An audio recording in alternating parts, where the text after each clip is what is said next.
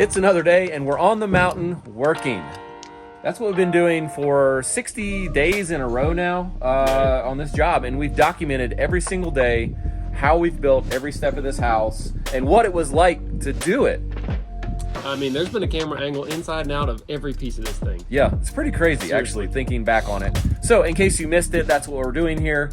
And today we're going to continue with the engineered wood flooring. We're going to give you a quick review of this guy. A hardwood or engineered wood flooring, stapler, battery powered, cordless. No hose. We didn't even know this existed till yesterday. It's amazing. We borrowed it from a Little friend. spoiler, it's amazing. So our kitchen cabinets are on site also, and we're going to tell you more about floors. Let's lay them. I can't wait. What's going on, man? Yeah, how you feeling from yesterday? Dude, Hardwood. Dude, I worked out last night. I went to the gym. Whatever, you didn't work. You out. didn't Yes, I did. What? I did some chest and back, bis and tris at the gym last night. All right. I tried all I'm day, impressed. but I still didn't get it. I'm hurting from yesterday. My shoulder's a little sore from wax on, wax off the floor at the end of the day. Looks good though, it's clean. Yeah.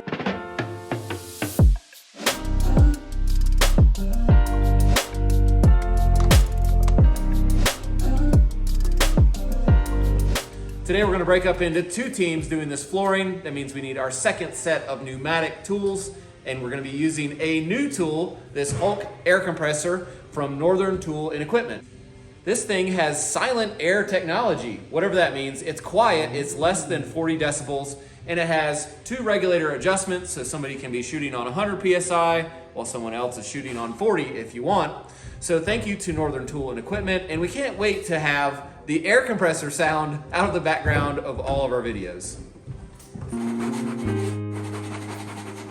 Installing flooring is either back-breaking work because you're bent down installing the floor, or your knees are killing you because you're crawling around. So I actually try to split up the time between crawling around and bending down. That helps me to not be completely in pain in one area throughout the day.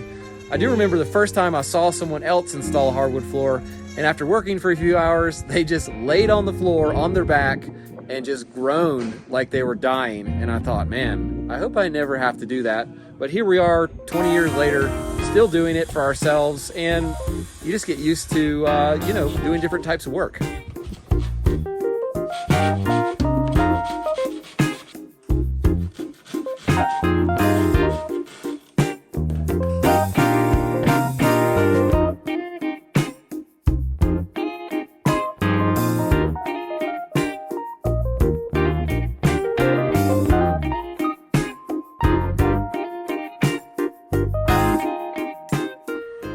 Ray and I are in the closet. You're looking super dramatic. Look at that shadow.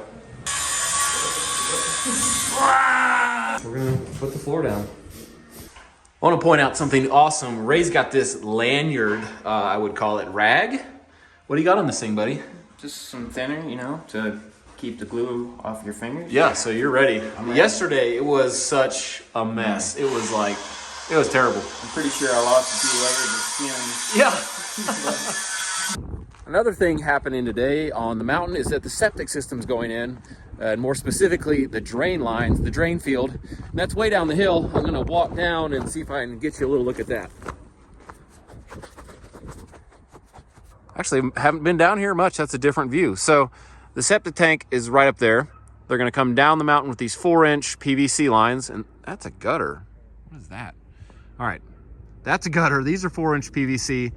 It'll come down the hill and then connect into a dome system, which is these infiltrator panels, which will be buried underground, leaving basically a hollow spot for this water to seep into the soil. We'll walk on down.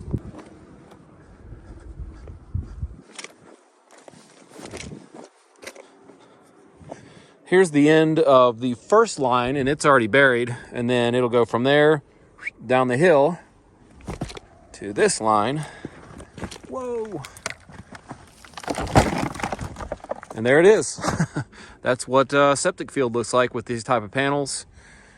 Goes on out. And this is all perfectly level in the bottom so that water doesn't just run to the end. It can soak into the ground evenly as it goes.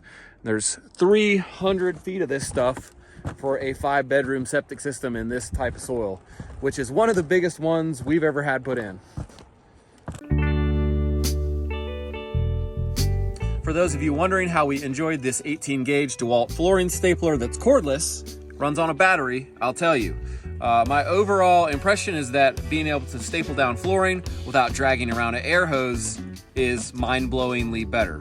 Okay, it saved a lot of hassle, a lot of headache, getting tangled up in the hose and dragging your hose through the stockpile of material that you're working from. That said, this has a little safety, I call it, and this, when it's depressed, starts the motor that's in here, electric motor, that will fire the staples in. And it's a little slower to engage in the tongue and groove versus our pneumatic stapler, which does not have like a safety or anything like that. You just place it and fire. So for big wide open areas, the pneumatic is still faster, but if you've got to be in like closets and hallways and moving all around with a bunch of guys like with you, this is way better. Also, if you're wondering about the battery life, we ran a 6 amp hour battery most of the day, working nonstop. So if you have 2 batteries, you could run this thing pretty much nonstop. I just want to point out how fast Ray's got it glowing. If he's going this way, he's fast. Totally screwed it. So look, he's got the kick, the move down. Oh, look at that. Slide, slippery slide. He's so fast. So then rip his skin off and he can replace that every now and then. Yeah, pro gluer, man. It's impressive. I gotta go home.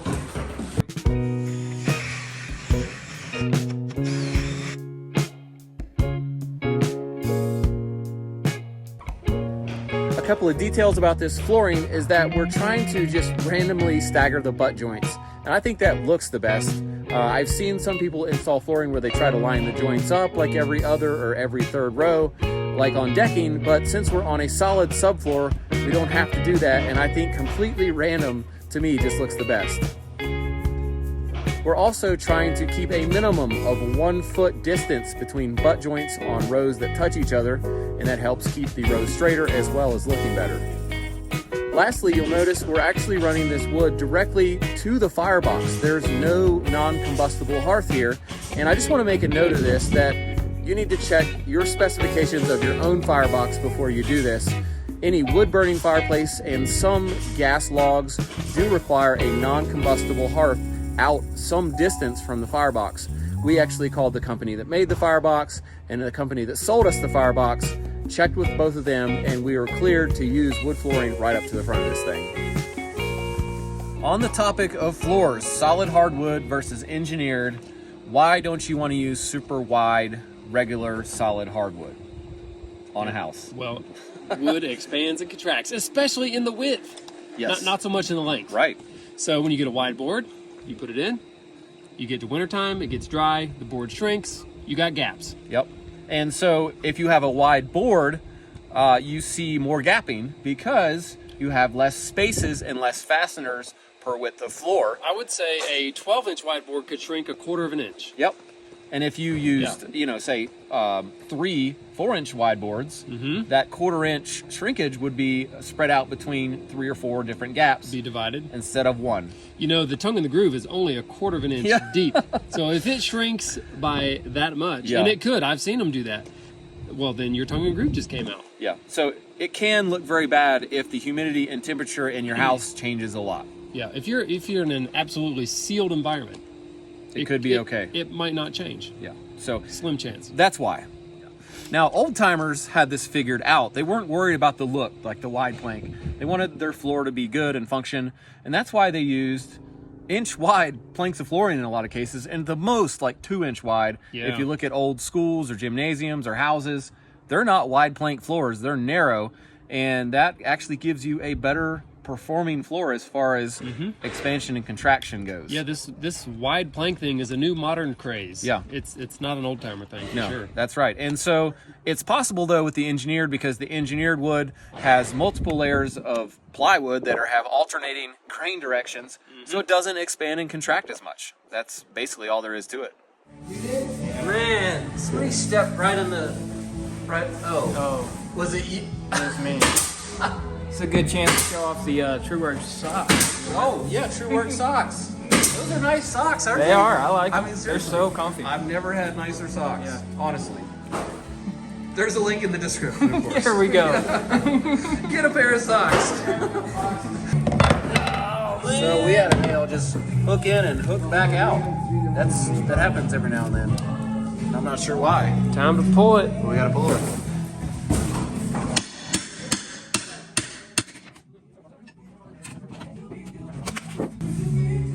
see what happened there. Yep, T-boned a staple. So I already nailed it with a staple, and then you shot my staple. Yep, that's right.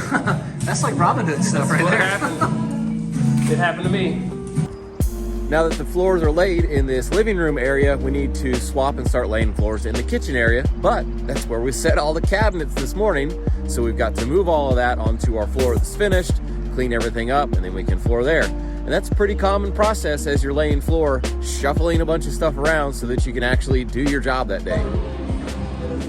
Hold him still, bro, I can't see. You're waving around like a limp fish. That's what they are, okay. They're cleats, I think they're called. Yeah. Get in there. Now we're shooting.